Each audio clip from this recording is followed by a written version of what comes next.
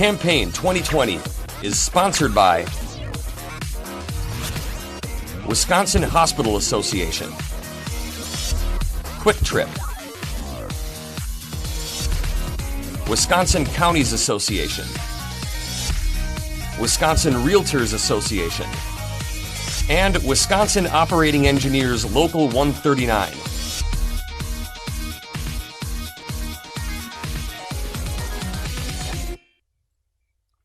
Ryan Sherley of New Richmond is a Republican candidate in the 29th Assembly District. The primary is August 11th. Mr. Sherley, welcome to WisconsinEye. Thanks for having me. You identify on your Facebook posts or social media the need to improve mental health programs as one of your campaign goals. Can you just talk about that for a minute? Yeah. Especially up in western Wisconsin and northern Wisconsin, there is a lack of facilities, especially for our police and them for if they have an issue. Right now, they're driving all the way down to Winnebago, which is about a 2 to 3 hour drive from our location, which is a big problem for not only law enforcement, for their time of their patrol officers, and not right for the person going through the issue either to be in the back of a squad car for that long to try to help them with their situation.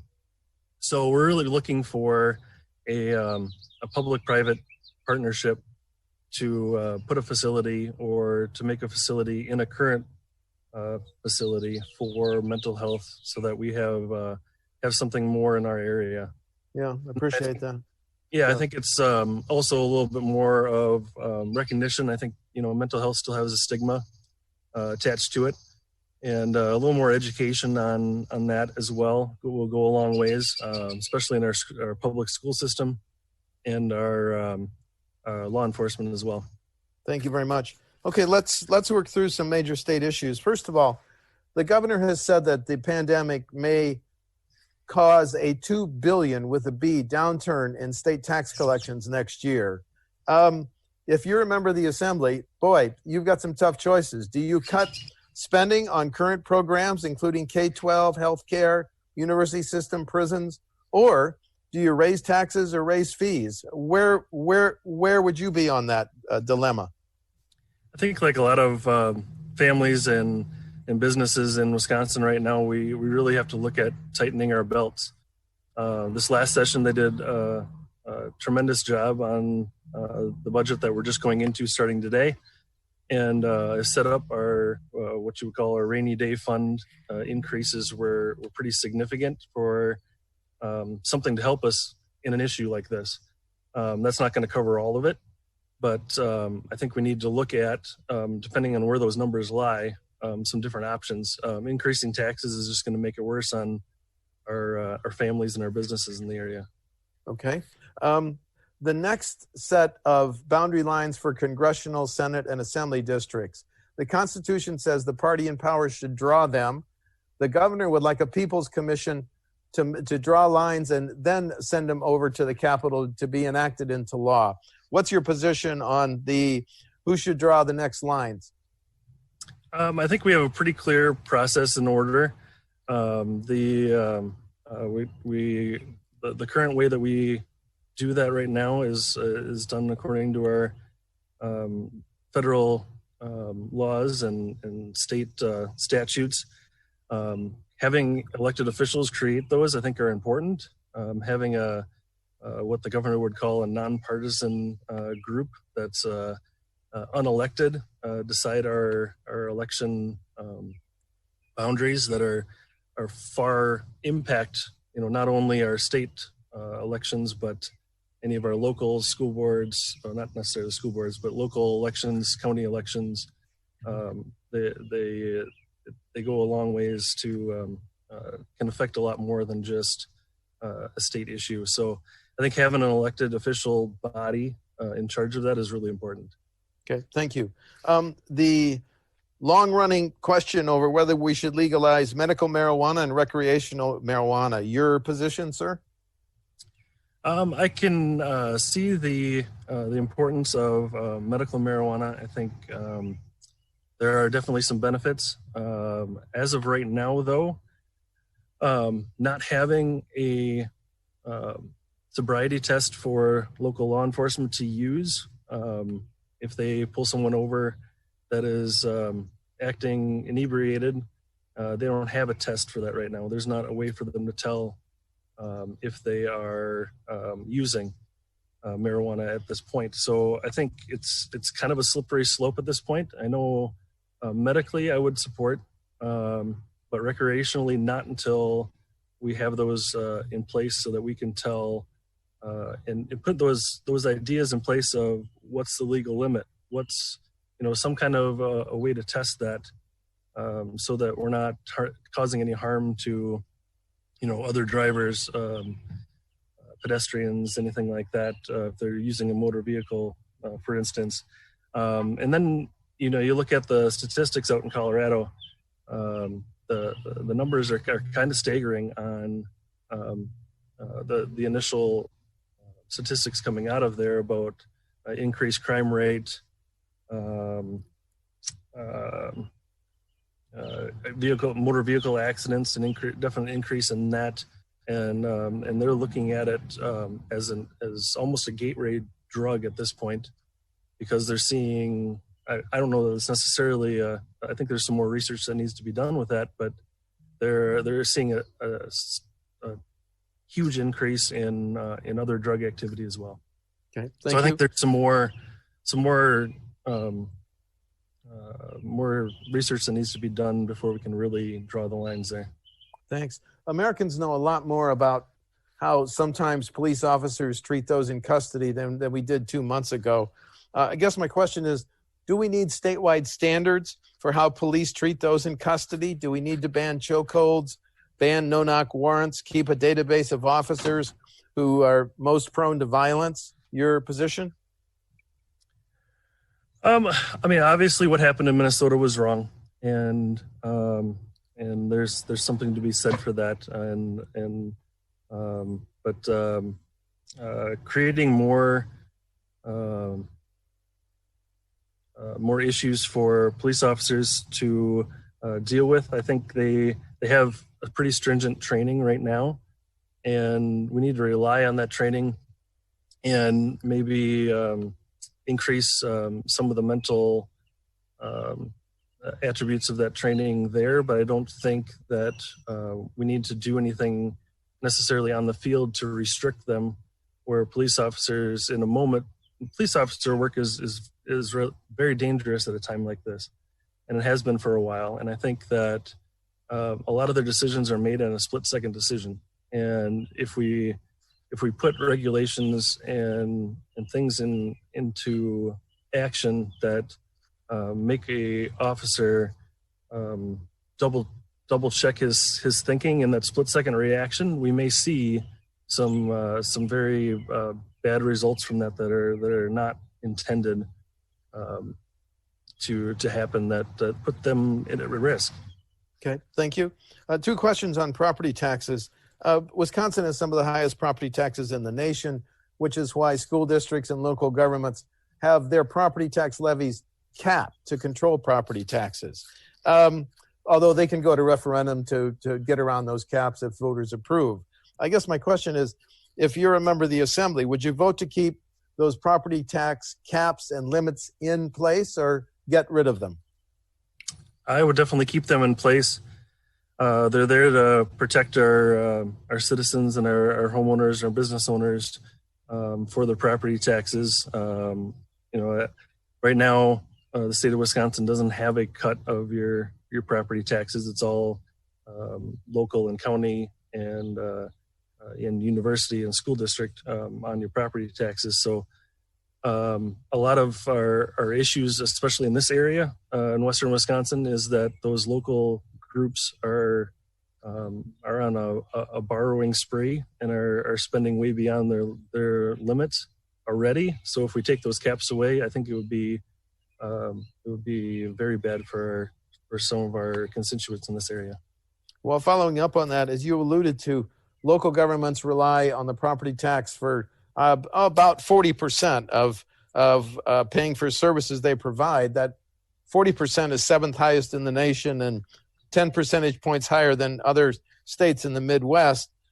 Is it time to look for alternative revenue sources for local governments so they could maybe reduce the reliance on the property tax? Is it time, for example, to consider broadening our 5% sales tax to items and services that are now exempt? Something you'd be willing to consider?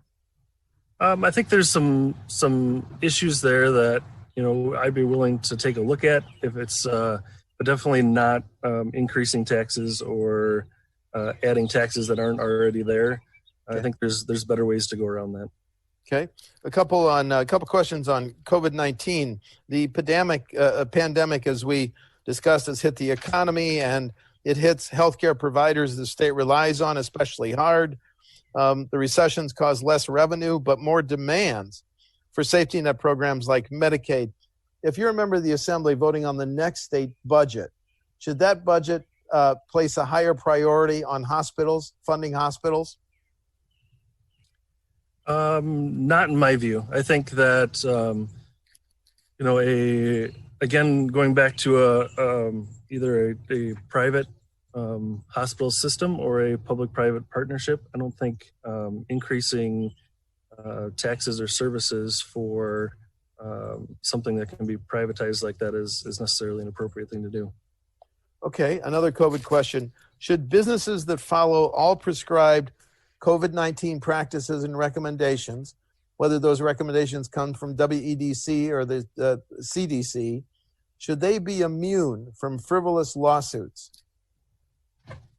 Yeah, I think that's that goes back to a problem that we've had in the legal system for a while now, not necessarily just COVID, but frivolous lawsuits cause a big problem with our businesses in the area. And reducing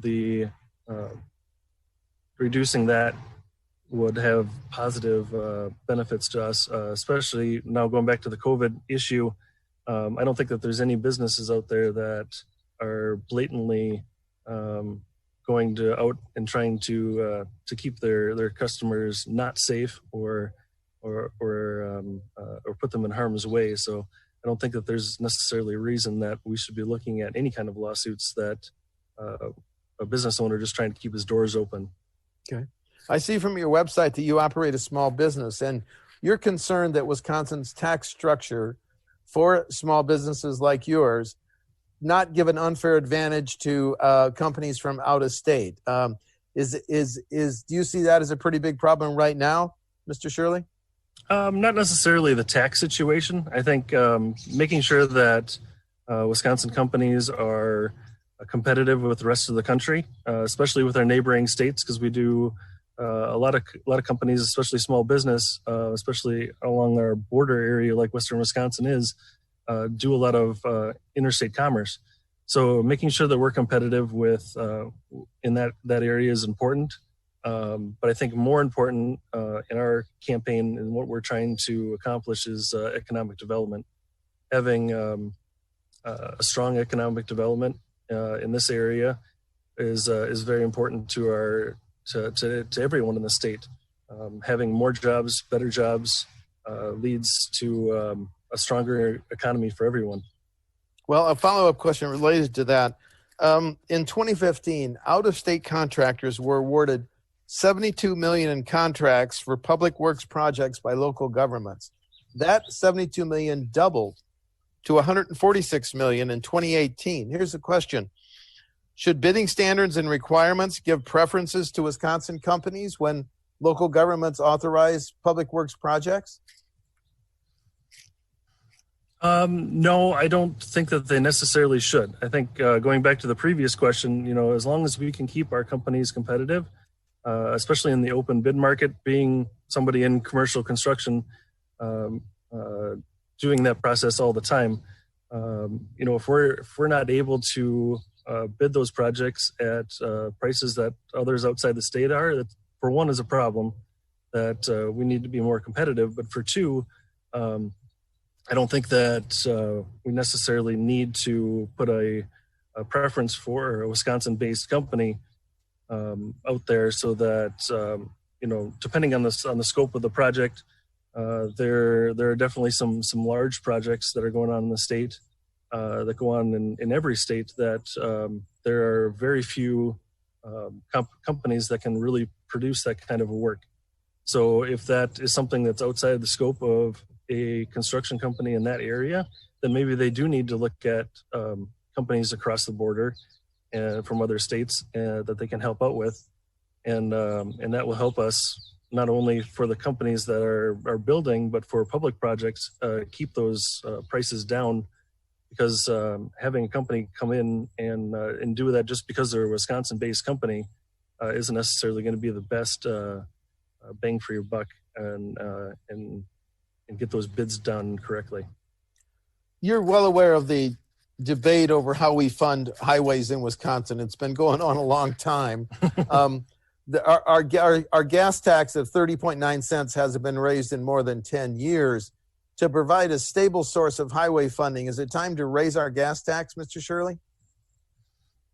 I don't think it is. If you look at our neighboring states, I talk about that a lot, I think, but I think it's important in this area, being in St. Croix County and Dunn County, we border Minnesota.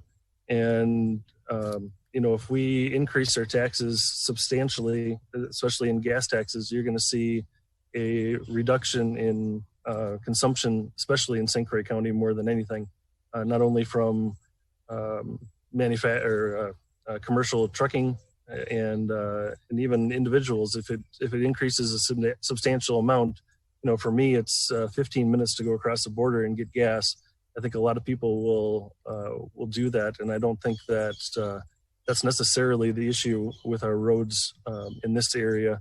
Right now, our issue with our roads in western Wisconsin and northern Wisconsin is those fundings have been diverted from our governor.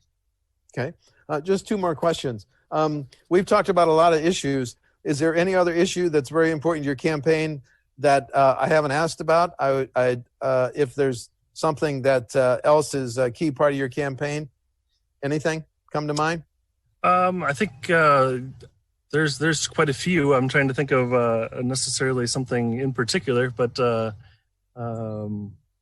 guess two important things for me to stand out as a candidate, especially a conservative candidate, is Second Amendment rights, having your hunting rights and your gun rights. I would never vote for anything that would restrict those rights. And the second would be pro-life. I think that's a very important issue as well. And yesterday we were endorsed by Wisconsin Right to Life. Okay. And then finally, you want to highlight any differences between you and your opponent in the August 11 primary, sir?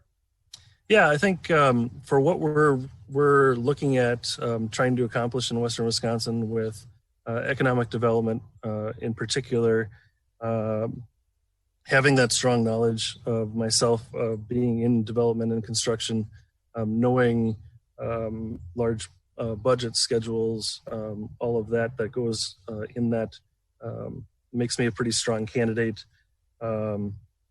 Really, what we do as a company is looking more at the end game and seeing what is most productive and most valuable, and kind of turning that to the assembly would be very beneficial. Myself being an Eagle Scout when I grew up, I went to Arizona State University. I was out of St. Croix County for 5 years of my life.